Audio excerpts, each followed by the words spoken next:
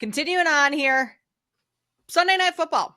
I don't think this is the matchup that schedule makers were anticipating they would get, or at least the hype around this matchup when this game was picked for Sunday Night Football. But with Micah Parsons going from the Cowboys to the Packers, this is all of a sudden a must-see game tonight, with him returning to Dallas and returning to face Jerry Jones. I heard yesterday that Micah Parsons has his what do you call it? His suite at the season-long suite at the Cowboys stadium, because he was planning on being a Cowboy and his family was going to go to games, and he couldn't get out of the contract for the suite, so he's paying for that suite the entire season. Tried to get Kenny Clark to buy it. Kenny Clark said, "Nah, I'm good." So I would imagine that suite is filled today with a lot of Micah Parsons family and friends watching him return to Jerry World. Packers laying 7 here. Totals 46 and a half rather right now at BetMGM. Micah Parsons for a sack. Joe, what did you say that number was in the break? Minus 142? 158 now? 158. So, yep, yeah, that's a a wild price for a sack. It probably happens, but do I want to lay that much? I don't know. And then he gets a half a sack or something like that. Not so sure about it. Yeah, I mean, when they make this game on the schedule, obviously they don't think this trade goes down. But if it doesn't go down, the Dallas defense is completely different. And the Packers are a little bit closer to the rest of the pack. You don't have this wide separation that you do have, but it's a lot of noise, and the league probably very happy about that. And they also didn't know that CeeDee Lamb was going to be hurt. And that is the case. You're going to have Lamb not out there. And it's tough. Like, Pickens has been fine, but I assume that it's all going to go to Pickens and Ferguson. That's a little bit different. That's tougher on Dak. A lot of hype, obviously, about Parsons. The offensive line injuries for Green Bay are worth noting. The right tackle, Zach Tom, comes out. What did he do? Out there for like one play, one series last week, and then he's back out. He is not playing this week. Their left guard is doubtful, so don't expect him. It looks like this Packers offensive line going to be down a couple starters. But the good news for Green Bay, you're facing a team that can't rush the passer without Micah Parsons. So if you were to say anything positive about Dallas, we could say a few more positive things about Green Bay. Talking to a bookmaker this week on Bet Sweats here on the BetMGM network, said the Sharps are taking Dallas. They're taking the +7. It's about the number. It's not about the team. I can't get there, guys. I just can't get there. Like, what is the reasoning? Why am I going to pick Dallas +7? Because they're home? Like, this could be a runaway. I expect the Packers to win. I think we all do. Maybe you put the Packers in a money line parlay.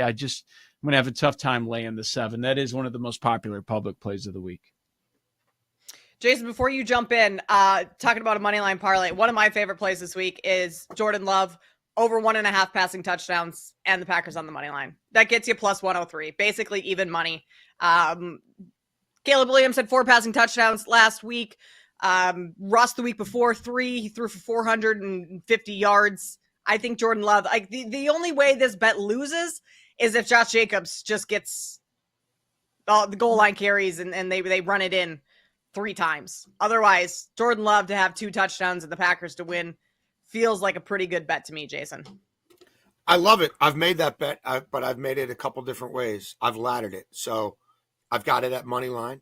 I've got it at Green Bay -2.5, Jordan Love over 1.5 passing touchdowns. I've got it at Green Bay -5.5, Jordan Love, 2 or more passing touchdowns. I don't think Dallas moves the ball in this defense at all. Dallas at home used to be a thing where you could pencil them in for 30 points. Not anymore. Dak's only won 4 of his last 11 games at home.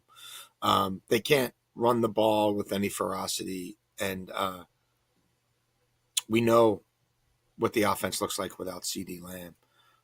He's not going to be able to run it through Ferguson and do anything against this defense.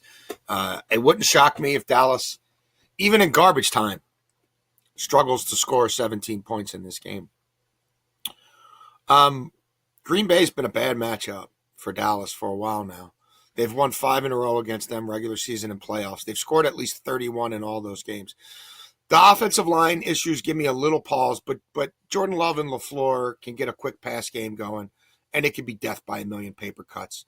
And I still think they can score 28 points in this game without a whole, the 7-step deep shots that we're accustomed to, because I think they're going to be able to run and throw on them. I think play action, high percentage passes are going to be a major problem for a Dallas defense that doesn't look particularly good at anything.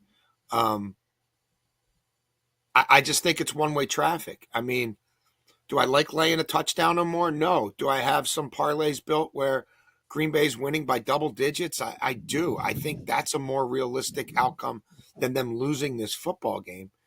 LaFleur's 22-11-1 against the spread in prime time. He's 12-3 against the spread on Sunday Night Football. And they seem to take great joy in stomping the Cowboys even before this Parsons thing happened.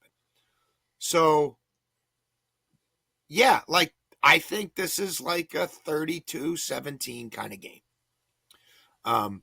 That's kind of where I see it. Yeah, similar to that Bears game last week. It makes sense. Mm-hmm. It's astounding when you look at CeeDee Lamb that their scoring is cut in half historically. When he's in versus when he's out. From 26 points per game to when he's in to 13 points per game when he's out. They're going to feel that impact. And this Eberflus defense is pathetic against the pass. Here in Chicago, people are like, yeah, Caleb, this is the game. But the opponent mattered. It very much mattered. Let's see you do it again. And the love props make sense, especially when you're looking at a team in a situation where, okay, I don't know where the volume's going to go through the air, but Love will get his.